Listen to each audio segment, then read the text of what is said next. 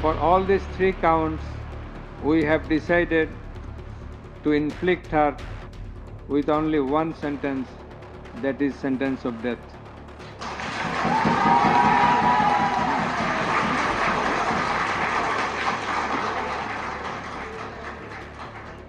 August 5th, 2024, Sheikh Hasina fled her homeland in a military chopper, scouring for cover in broad daylight, as her home, her office, her country was ransacked and set ablaze. It's a country her father fought for, spilled blood over to separate from Pakistan. But over a year later, Sheikh Hasina is forced to live in exile. Weeks after protests, arson and vandalism back in 2024, the Sheikh Hasina government fell, months after she had won the election in the country for a record 4th time. At least 91 people were killed and hundreds injured in clashes between police and protesters demanding the scrapping of quotas for government jobs.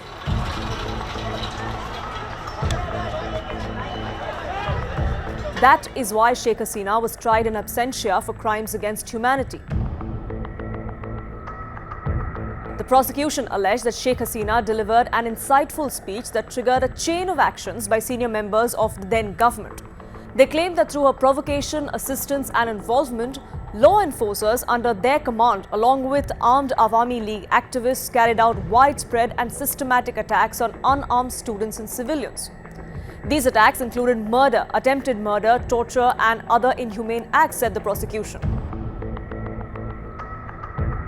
They also alleged that Sheikh Hasina ordered the use of helicopters, drones and lethal weapons against student protesters with the intention of killing and eliminating those involved in the movement, a charge her defense outrightly rejected.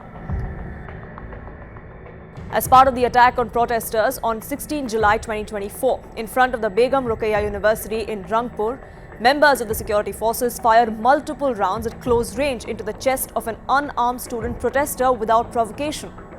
As the head of the government, Sheikh Hasina was held responsible. Then on August 5th, 2024, under the command and supervision of the accused, is what the prosecution said, law enforcers and armed Awami League activists allegedly opened fire on unarmed student protesters in Dhaka, killing at least 6 people. Prosecutors argue the attackers burned the bodies of 5 victims, set fire to another one who was still alive but in critical condition in front of the Ashulia police station on the day the former Prime Minister of Bangladesh was forced to flee. Sheikh Hasina today has been found guilty on all those counts and sentenced to death by the ICT. Coming as no surprise to her or her supporters, Sheikh Hasina in a statement not only denied all allegations against her but also called the verdict biased and politically motivated. She said that the distasteful call for death penalty reveals the brazen and murderous intent of extremist figures within the interim government to remove Bangladesh's last elected Prime Minister and to nullify the Awami League as a political force. She called the International Crimes Tribunal rigged and highlighted how it was presided over by an unelected government with no democratic mandate. She even dared the interim government under Yunus to bring the charges against her at the International Criminal Court in The Hague. She said then she would be exonerated. Sheikh Hasina cited her track record to reject allegations of human rights abuses. She highlighted her government's refuge to hundreds and thousands of Rohingyas fleeing persecution in Myanmar. Over a 450% GDP growth in 15 years when she was at the helm and lifting millions of Bangladeshis out of poverty. She said that these were not the acts of leadership unconcerned by human rights. And Dr. Yunus's achievements were remotely comparable. This verdict was an unprecedented reversal of roles.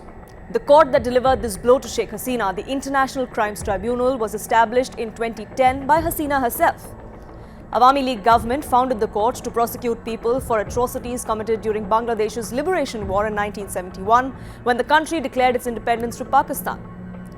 While the tribunal fulfilled a long-standing national demand for accountability, it soon became one of the country's most politically divisive institutions. Over the next decade, the ICT convicted and executed several opposition leaders, mainly from Jamaat-e-Islami and the Bangladesh Nationalist Party, or the BNP. The executions of several top politicians drew criticism from global rights groups, which accused the tribunal of procedural flaws, rushed trials and selective targeting. Hasina's government denied those allegations back then. The same allegations are being repeated by Sheikh Hasina and the Awami League today. But despite the controversies, ICT remained one of Hasina's most powerful judicial instruments. a court she created, expanded and heavily defended. Now this is a major turning point in Bangladeshi politics. Sheikh Hasina was a long-serving, powerful Prime Minister, and these legal developments are historic. First came the contempt conviction. It's relatively lighter compared to the crimes against humanity conviction that has come today, but it is still symbolically important. It was the first legal sentence that she had received. There's a risk of political unrest or instability in Bangladesh, given that her party is a major force in the country. So what happens next? If Sheikh Hasina stays out of Bangladesh, her sentence remains unforced. She effectively becomes a fugitive, but safe from physical custody as long as she stays outside Bangladesh like she is now. If she enters Bangladesh or any country that respects Bangladesh's extradition request, she risks immediate detention. And if she continues to stay in exile, Bangladesh can request Interpol red notices. However, countries do not have to comply. India, where Sheikh Hasina currently is, could simply decline to extradite her. India has no obligation to hand her over, especially if New Delhi views the trial as politically motivated. Prosecutors in Bangladesh have already asked the court to confiscate her assets. Her family's business and political structures inside Bangladesh could be dismantled. Her party, the Awami League, may split into rival factions. Leadership struggles could escalate, and some might align with the interim government for survival. Personally, Sheikh Hasina may remain safe if she doesn't return to Bangladesh. But the impact will be seen, both on her party and on her country.